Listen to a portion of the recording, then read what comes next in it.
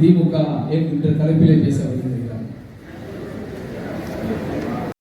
மதிய அவர்களே, தெற்கு மாவட்ட இளைஞர் வேட்பாளர் ராமஜெயம் மற்றும் துணை வேட்பாளர் மேடையில் அமர்ந்திருக்கும் பேர் விடப்பட்டாலும் நம்ம மாநகரம் பகுதி இந்த பகுதிக்கு உட்பட்ட அனைத்து 5 மாதம் ஒரு மேடை பேச்சு பூச்சத்தை போக இந்த பேச்சாளரும் நம்ம கழகம் அதாவது திராவிடம் எப்படி வளர்ந்ததுங்கிறது உங்களுக்கு தெரிவிக்கிறது. கடந்த 75 ஆண்டு காலம் ஆயிடுச்சு நம்ம திராவிடம் முன்னேற்ற கழகம் ஆரம்பிச்சு.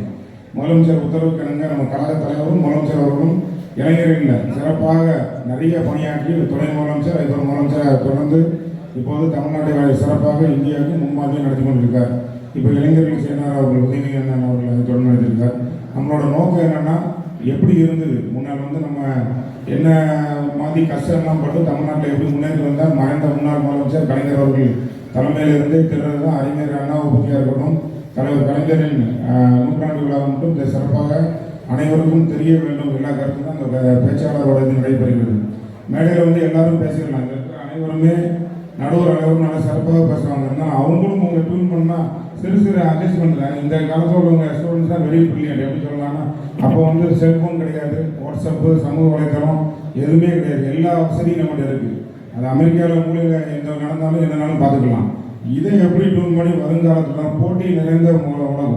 நான் நீங்கள் பேச்சாளராக இப்போ உருவாக சொல்ல உலகத்தில் நம்ம day to day 10th 12th படித்து முடிச்சாலே நம்ம வேலை முடிஞ்சுட்டு இருக்கலாம்.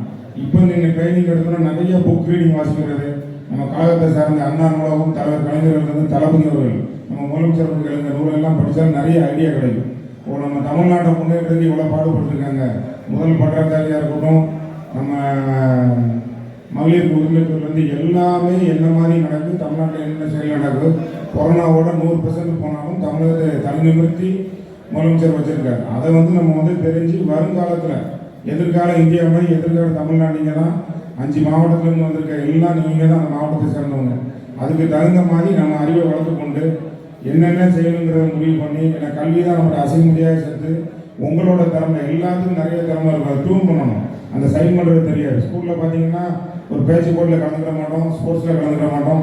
அதெல்லாம் ஒரு வாய்ப்பு மிகப்பெரிய சைன் பண்ணலாம். என்ன வெற்றி போட்டாங்க ஒரு மாவட்டத்தில் ராமநாதபுரத்துலேருந்து கிட்டத்தட்ட ஒரு 80க்கு மேலே வந்திருக்கீங்க, சில மாவட்டத்தில் 20 வந்திருக்கீங்க. வந்தாலும் கலந்து கொண்ட அனைவருக்கும் வாழ்த்துக்கள். இதுலேயும் வெற்றி பெற்று சிறந்த பேச்சாளராக நீங்கள் வரும் என்று என்னோட வாழ்த்துக்களை தெரிவித்துக் கொடுத்து இந்த நிகழ்ச்சியை தொடர்ந்து நடைபெற அனைவரும் ஒத்துழைக்க வேண்டும். என்னை அழைத்த இளைஞர்களை தம்பிமார்கள் உள்ளிட்ட அனைவருக்கும் நன்றி கூறி விடைபெறுகிறேன். நன்றி வணக்கம்.